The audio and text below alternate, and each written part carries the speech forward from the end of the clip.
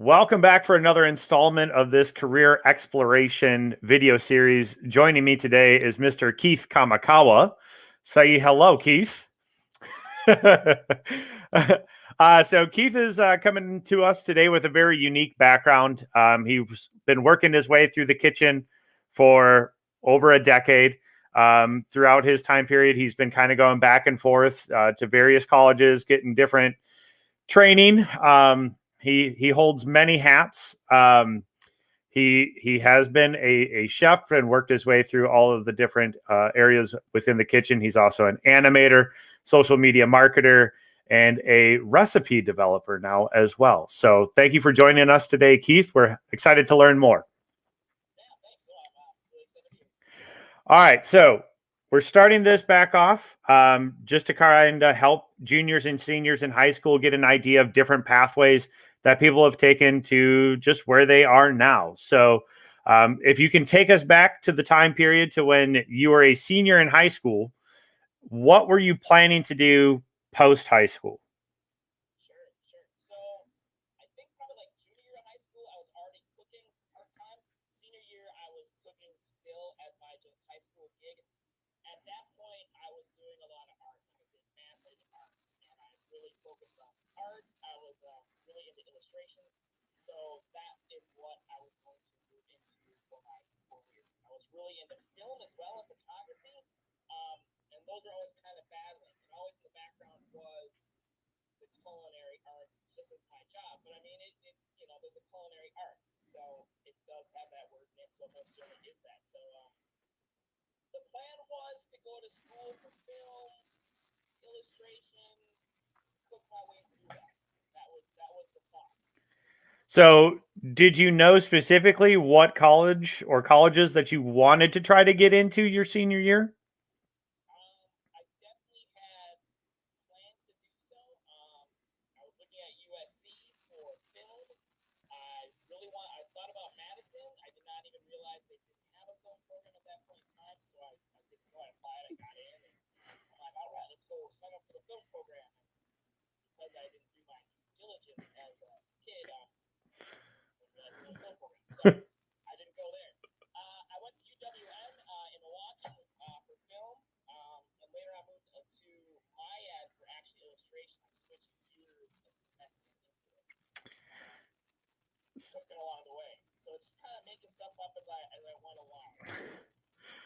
So what would you say was that hardest part of transitioning from high school into college?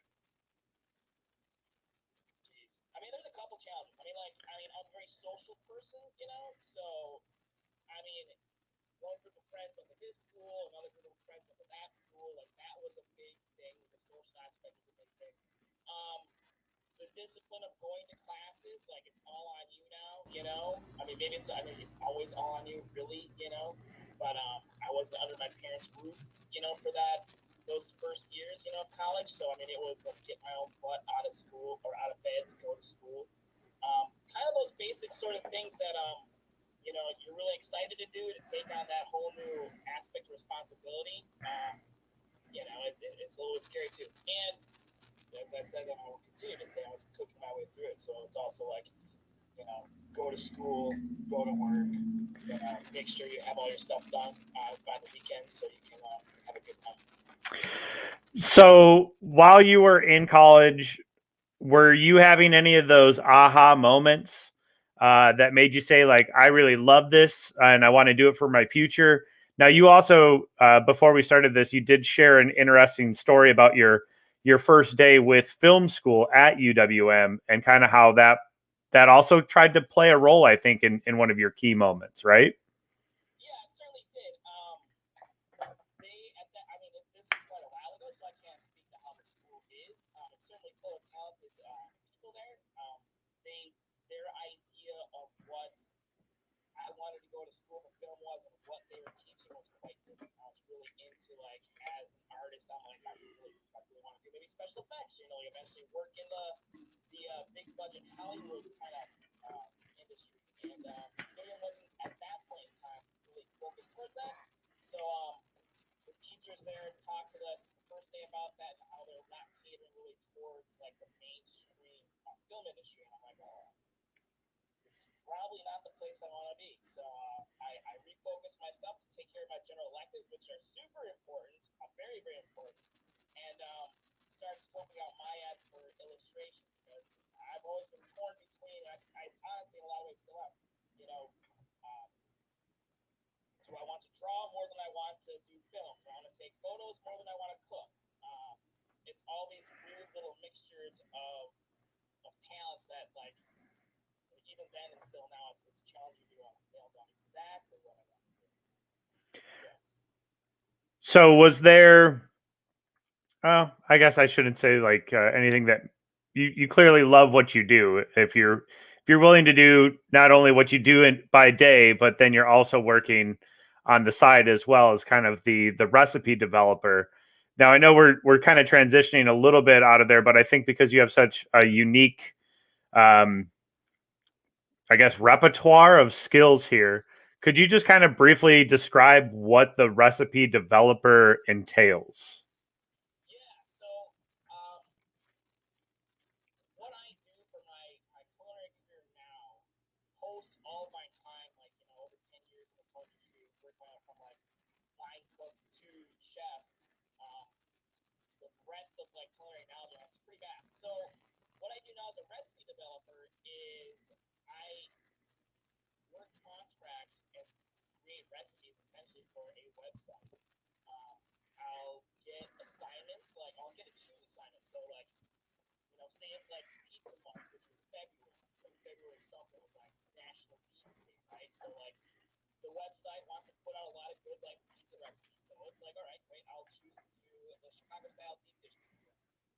And then I'll choose to do like a Detroit style pizza. So then what I do is I literally create all those recipes, write it down, test them, revise them if I need to, execute them, and then not everybody does this. What I do is my job. I also shoot all of the photos that are on the website as well for the recipe itself. And just out of curiosity, how much time does it take you to develop one from start to finish?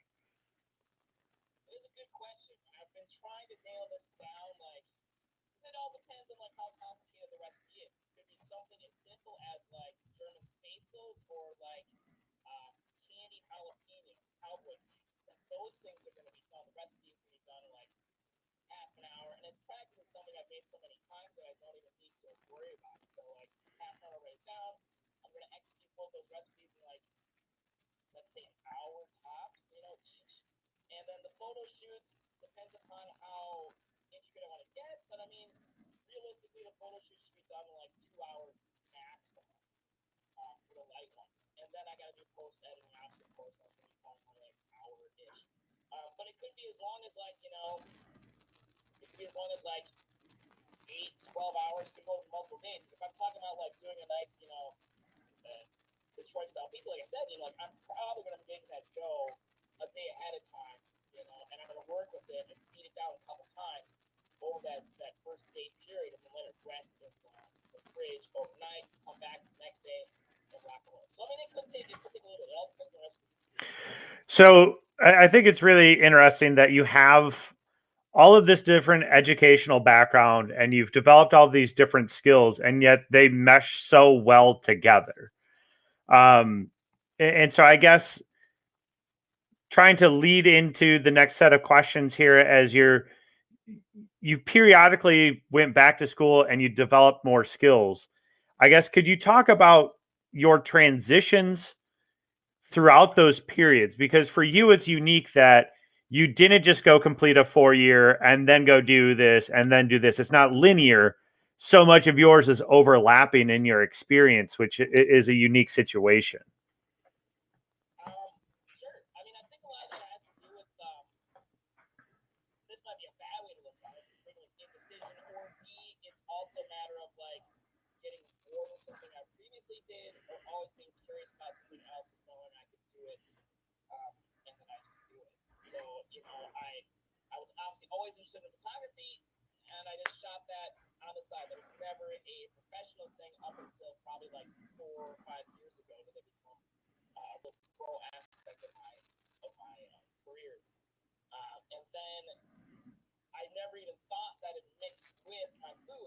started shooting all the food I cook, with my friends or by myself or whatever, and then I just go post it on social media. Um, and the more I did that, the more I'm getting cooler, the more I tag like actual products uh, into all the shots, and then eventually a job came around where like, oh wow, hey, I can do exactly what I'm doing for funsies, but get the monies. So yeah, it actually worked really great. So nothing. I mean, I'd like to say it was intentional, but it wasn't. And that is totally acceptable. So the role that you're in now, you said you've only been in for a little bit, correct? Yeah, correct. Yes, like I'm my current full time, my current part time, full time restaurant job. It's now been 3 months, 3 months, 4 months. So beyond your part-time gig, what is your, we'll call it a 9 to 5? My 9 to 5, right? So what I do there is I'm a 3D animator and social media account manager for the company I'm in. So we do a lot of like 3D animation for um, large industrial clients. Let's say like farming equipment or mining equipment. If they need like marketing animation or training animation, I do that stuff. And so throughout your whole experience here, what would you say have been some skills that you've really developed that have helped you succeed in these unique fields? Sure. I think one of the big things is certainly, and this is before I became a social media account manager. I was very proactive on being on social media, but in a professional way. All of my accounts have always been my full name. It's never been like, you know, Mario Brothers fan #1, on Twitter or whatever. Like it's always at Keith Kamikawa because everything I put on social media, like I want that to be out there and professional. And like so, I made a lot of connections that way and leveraged that. That was something that I most certainly took a shining to. I think I lost direction.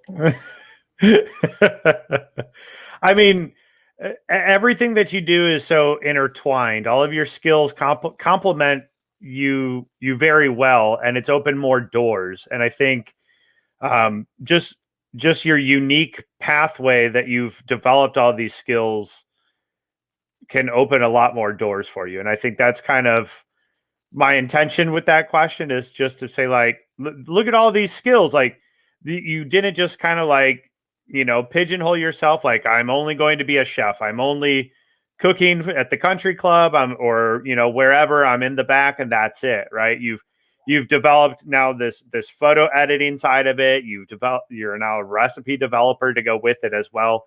It's just a very unique transition of skills. And it just goes to show that while you may have specific training in A, it can also transfer into B, C, and D. Right. And I mean, I think a part of it too is that I've been very fortunate in the fact that my hobbies have turned into, career-ish things. Like I brew beer. You're familiar with brewing beer. Um, I'm an animator, and so I do a lot of fluid flows in my regular 9 to 5 job. This really awesome brewing company. They make brewing equipment. I now work for them quite a bit on the side for freelance, doing animation of like beer flows through all their cool equipment they make. And they're like, they found me because I hit them up. Like, oh, I'm like, I brew as a hobby. I'm an animator. I do this kind of stuff normally. I'm a chef. They're like, oh man, that's great. Let's do some animation. And now I'm doing some video work and some photo work too. So it's all these kind of cross pollination like of hobbies that I've leveraged into Paying gigs. paying gigs. Yeah, so I mean, and that's me putting it out there for everybody to see on social media in a professional manner. That's really, I cannot stress that enough. And then and then just like thinking about like what do you do that that possibly could hurt or catch the eye of a potential client or you could leverage it into a job of some sort. So, moving forward here, if you could look in your crystal ball, um, what kind of goals or next steps are you looking to advance your skill set or pursued in your future? That's a really great question. That's a great question. I just started working with one of my very good friends in another marketing firm on the side, and we're doing a lot more recipes for a whole other client, like a whole big produce company, which is super cool. So we're making stuff like spent the weekend like making like blueberry cobblers and limoncellos and like all this cool stuff with this beautiful fresh produce. The point being of that is that I guess I don't know. Like, would I like to grow to be just a recipe developer? Like, that's certainly an option. It's wonderful freedom. It's a lot of great creativity. Um, I'd have to work out a lot more than I already do because I can't tell you how much food I make and just keep in my fridge. I'm constantly packed full of stuff that's delicious and not the healthiest. It'd be super. It'd be great if I could do that maybe on the side. But I mean, at some point in time, like 5 years down the road, animation is going to be like, hey, remember me? We were good friends a while ago. But animation's going to come back and start pulling in the other direction. But you know, you can always mix all that stuff together. You know, if I'm going to do like recipe videos, and it's like great. You know what? I can do like 2D animation, mix that into the video. You know, and there's still photos and do stuff like that. So, very fortunate the fact where like I can combine all that stuff. And there's always video game development that I've been wanting to do forever. I just started drawing up some more stuff the other day. So maybe in the future, you guys can hear some video game. Just a real jack of all trades, if you will.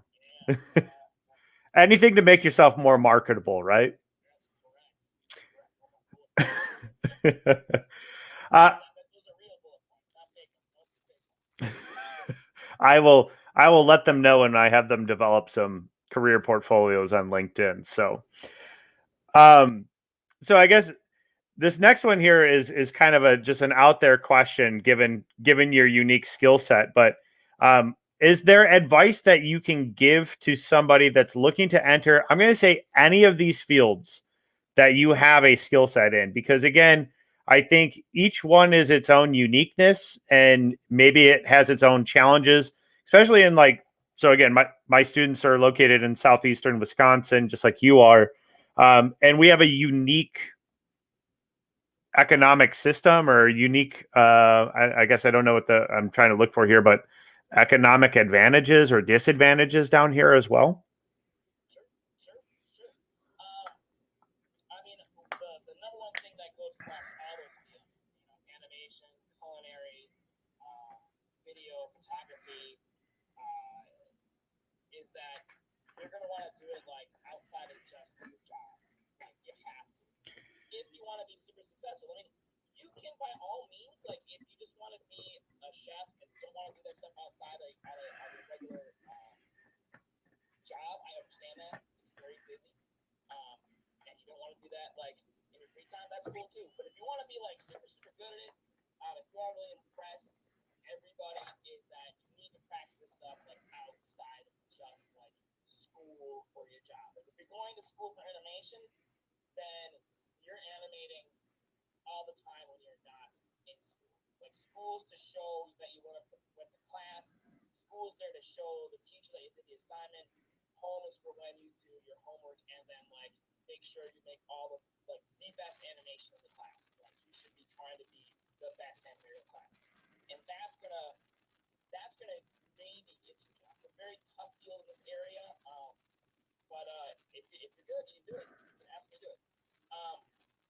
Photography, same thing. Like it's so quote unquote easy to pull out your phone, and it is, and take good photos. I mean, there's a lot of wonderful tutorials out there across the board and everything we're talking about on YouTube. You just like look up what you want to do, like how to get like the best photos from your iPhone 13, you know, and look it up and check it out, and you can do it. I think it's great. A lot of equipment's cheap now. Like it's absolutely amazing. Phone gimbals are wonderful for video. And if you want to upgrade to like DSLRs and mirrorless cameras, there's plenty of used stuff out of the market that'll take you home. So equipment isn't really a thing, but doing it, start start separate Instagram channels for like your photos, your video, your animation, whatever you want to do. We'll just do it. You hear that, Nike? Just do it.